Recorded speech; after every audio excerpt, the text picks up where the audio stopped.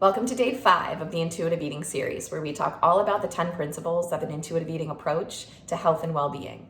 My name is Kate, and I'm a registered dietitian nutritionist and owner of Kate Regan Nutrition, a virtual private practice based in Philadelphia, Pennsylvania. Today, we're talking about principle number 5, feel your fullness.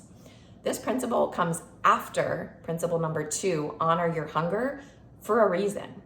And that's because if you're not consistently eating enough or on a regular basis and you're not honoring your hunger cues, you're gonna have a lot of difficulty feeling your fullness and ending a meal at a comfortable level of fullness. This is because you'll probably still have some out of control eating experiences, or you might fear getting to a place of fullness because dieting teaches us that feeling full equals bad. Diet culture loves to tell us that eating less is always the best option for us, when really that is not true at all. And we should be eating whenever we're hungry so that we can sit down at a meal, not be ravenous, and eat to a point where we're comfortably full and end the meal feeling good instead of feeling either still hungry or overstuffed.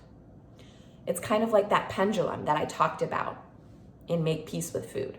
If you have restriction on one side and you're not honoring your hunger cues, you're likely going to have loss of control eating on this other side because you have that strong momentum and you're not eating enough.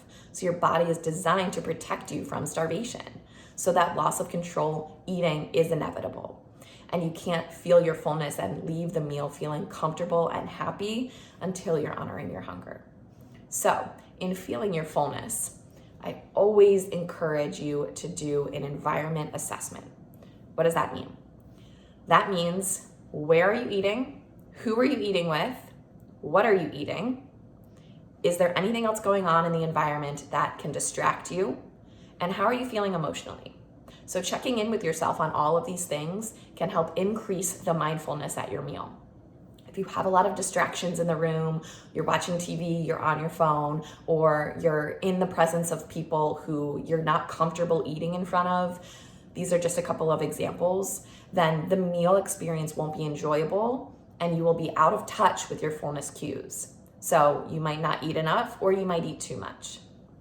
And the point with intuitive eating is to guide you in feeling your best when you eat. And I do want to say, overeating is not necessarily a bad thing. We're all humans, we all do it. If you're at a holiday party and there's a lot of good food and you want to try it all and enjoy it all, then yeah, you might leave that party feeling a little bit uncomfortably full.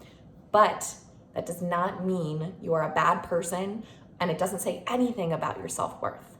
So just keeping that in mind is also a really helpful thing when you're trying to feel your fullness at a neutral level. Another thing that's really important to remember is that mindful eating actually increases satiety and meal satisfaction. So you might be satisfied with less food than normal if you're using mindful eating techniques. I like to describe the feeling of fullness like a balloon because sometimes it's hard for people to get in touch with that feeling. So if you picture your stomach like a balloon and it's getting fuller and fuller and fuller the more that you eat, you want to stop when that balloon is full, but not about to pop, right? So using tools like the hunger fullness spectrum and using other techniques to slow down during the meal and check in with yourself periodically is going to be crucial in figuring out your comfortable fullness level because it's different for everyone. So I hope that's a really helpful tip. And an action item that I have for you today is to do an environment assessment at least one of your meals, either today or tomorrow. Just take into account, where am I eating? Who am I eating with? What am I eating? How am I feeling? And are there any distractions around me? And see how this mindful eating helps you to tune into your body a little bit more.